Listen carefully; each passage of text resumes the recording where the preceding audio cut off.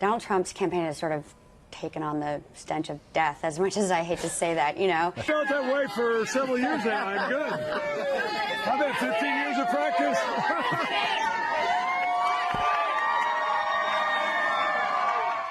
I mean, I think the numbers really say it all. So when you break it down in terms of the left versus the right and take into account all of the infrastructure on either side, the Clinton camp has 5 times more staff. They have 2.5 times more offices out there. And that we are going to see a shock to this country we have never seen before, because nobody thinks right now, nobody that's in the, in the pundit class believes that Donald Trump can actually pull this out to, sing from the same page of a unity message, and that may be too much to ask right now in this highly unlikely 2016. But let's hope that that's where we get to tonight.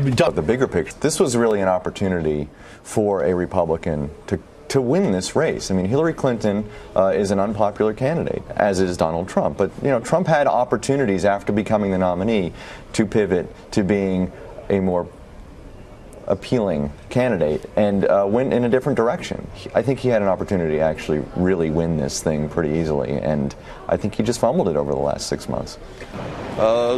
Borderline gleeful suspicion that there is one big surprise yet to be learned in this campaign, and that is that the Trump voters are A, more numerous, B, more energetic, and C, more willing and capable to find the polls and show up on Election Day than anyone has suspected to date.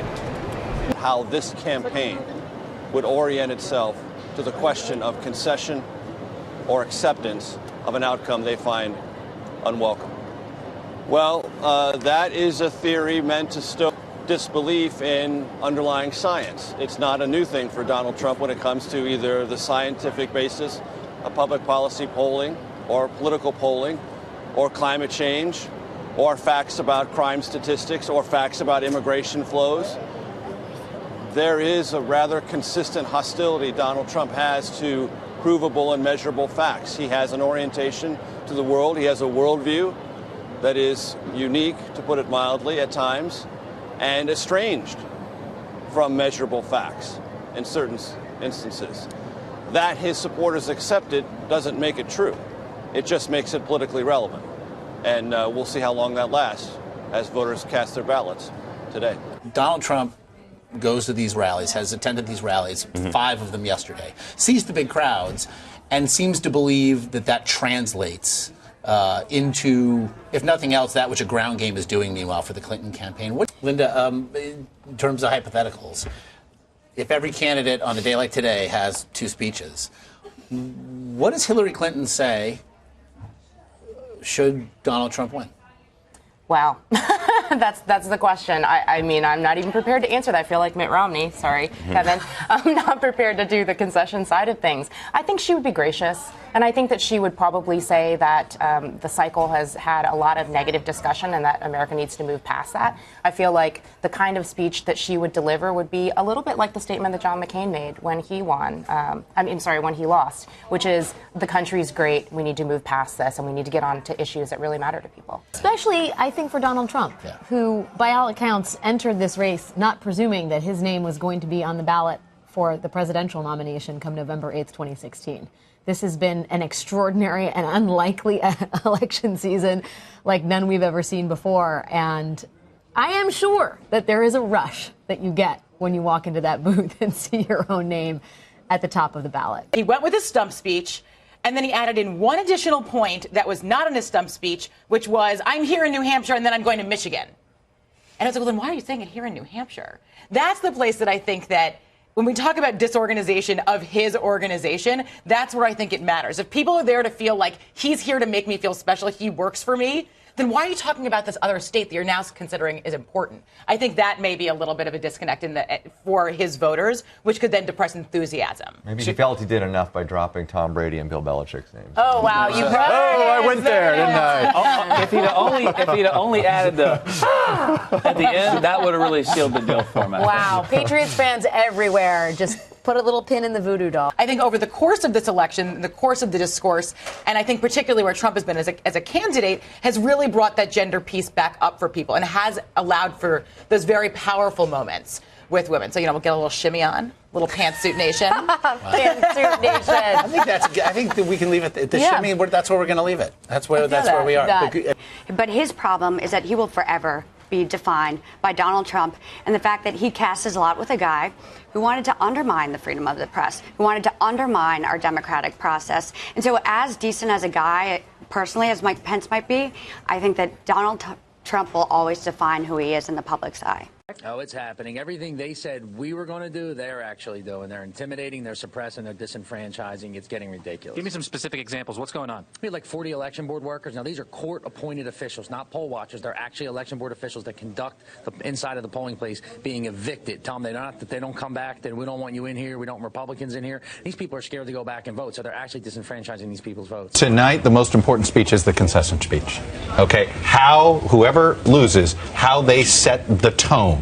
Then, look, later in the week, it's really important for the president-elect. Tonight, the concession speech will tell us how hard it will be to heal this country. Popping the champagne corks just yet, but they probably are thinking about how good it might taste. And that's because all of the data that they're seeing, and this is a data-driven campaign, matches up with what they expected. Good news for the Clinton campaign because they have so many paths to those 270 electoral votes. But analyze what Kellyanne has told us and what we know about the state of the race right now. Well, she's talking about multiple paths, but there really aren't multiple paths. I mean, really, because Hillary Clinton starts with a lead, because of the way states traditionally vote, historically, more Democratic states in Hillary Clinton's column. And so what Kellyanne Conway is saying is there are a bunch of different states, but she still has to win Florida, North Carolina, Ohio, and then a couple of other big ones. They had hoped that there would be lines long enough to keep this place open after 7:30. But as you can see, the doors closed. No one is here. There is some nervousness on their side and a lot of confidence, more so than in other states that I'm hearing from the Trump campaign. Having said that, if they're able to pull it out, the Clinton campaign, it's going to be about the ground game. Today they did something really interesting, Lester. They took 400 paid staffers out of the offices, put volunteers in, and sent them out canvassing 4 different times. If they knocked on the door once and somebody wasn't home, they went back a second time. What's going on in Florida? I'm working on it, Nora. I mean, this is eerily like 2000. I mean, are we going to start hearing about hanging chads in a minute here? But a state like Michigan, that in the last election that we had called at 9 o'clock, it's now 9:30. We're not able to call that state. That the working class that has been so abused and attacked and their livelihood taken from them over these last really couple decades, they're at the point where they're so angry and full of so much despair that I could see that they were going to use the ballot box as an anger management exercise. You've called it a middle finger to the establishment. Yes, or the media, that includes me, that unfortunately, Tom, includes you. I can't believe that it would, but it does. That 34% of Americans trust any of our voices. And that is because they view us as speaking down to them. State is now important to both of them. This is no longer, she's got all these paths to 270. No, she doesn't. The fact that North Carolina and Ohio now appear to have ended up in the Trump camp is a bitter disappointment for the Clinton campaign. They literally spent tens of millions more dollars in those states than Donald Trump did. Long faces at this viewing party here. This is Clinton headquarters in New York, not far from where the Trump folks are gathered right now. Let's go to Andrea Mitchell. She is there. Andrea? Well, you're showing the faces, the stunning information as it's been progressing here of Donald Trump winning Iowa, which was pretty much anticipated, and Florida. But this is such a narrow path. And for all this time, we've been talking about the multiple paths that she had and the narrow path that he had. And clearly that was a misjudgment by all of the conventional wisdom. So pollsters missed it, correspondents missed it. All of the analysis. Feel vindicated in this idea that Donald Trump was speaking for them when nobody else was.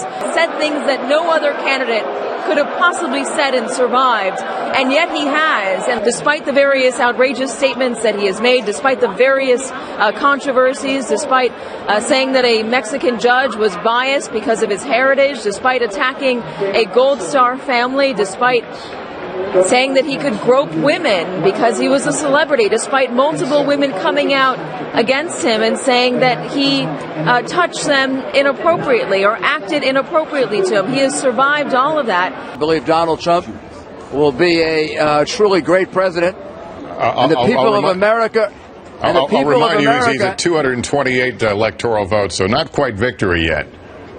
We're not there yet, but we're getting there, and it sure shows the power of the people. President Trump may be something that everybody needs to get used to. Well, this is fascinating. One of the swing groups that we have been watching in this election is suburban women who swung from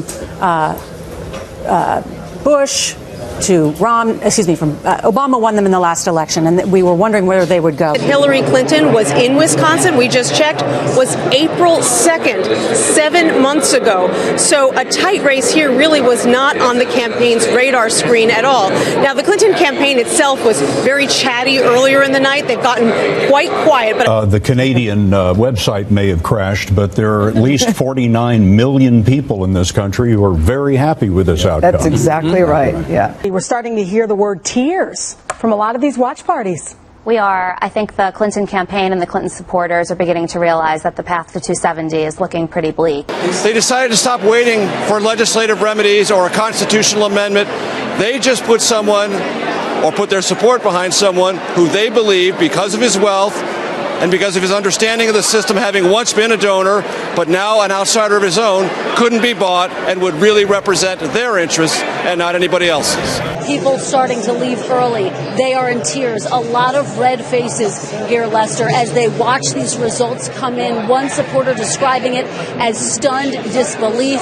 Another person telling me grief is starting to set in. Of course, this race is not over yet, but perhaps one of the more telling signs is that the Clinton campaign has gone dark. The thoughts of the panel as we look at this in that bright red in the middle of the country in the South, and is there...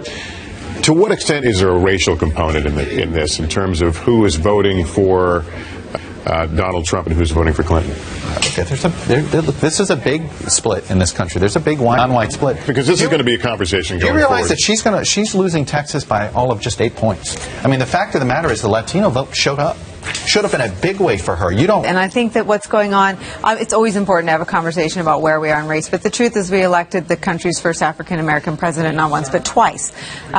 This, to me, was more about class warfare. To get back to your original point, Lester, about whether it's racial or not, it's been tribal warfare. I mean, we have been trying to compartmentalize this country.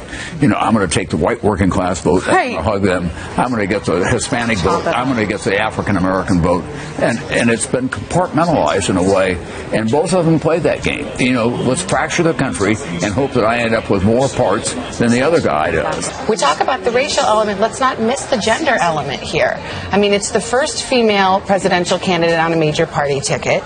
You have white males coming out in droves, and it seems when this history book is written on this, that's going to be a factor that really, really matters. Young women felt absolutely no attraction to her candidacy, felt absolutely they were not compelled in any way, shape, or form to assist her in breaking this barrier. I mean, the Trump people had a different set of data. It was consumer-related data. It was not sort of the normal state-of-the-art political polling. And a lot of the people in Republican circles who looked at the Trump polling and their methods thought, you know, it's not the same when you're selling a consumer product as when you're selling a candidate. Well, it turns out that the Trump people knew something. Who thought that it would be the Clinton campaign at 1:47 a.m. talking about irregularities? Right. I mean, it was never... Who doesn't love irony? I mean, it's all over this election, but one of the biggest controversies and moments in this campaign is when Trump said he might not... I don't know, I might not concede, and now it's almost 2 a.m. on the East Coast, and there's some hand-wringing about how and when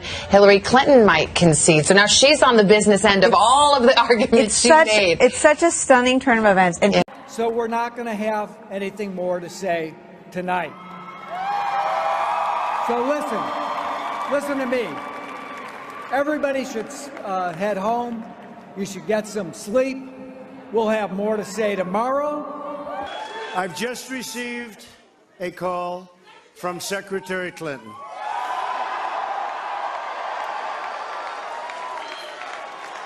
She congratulated us, it's about us, on our victory.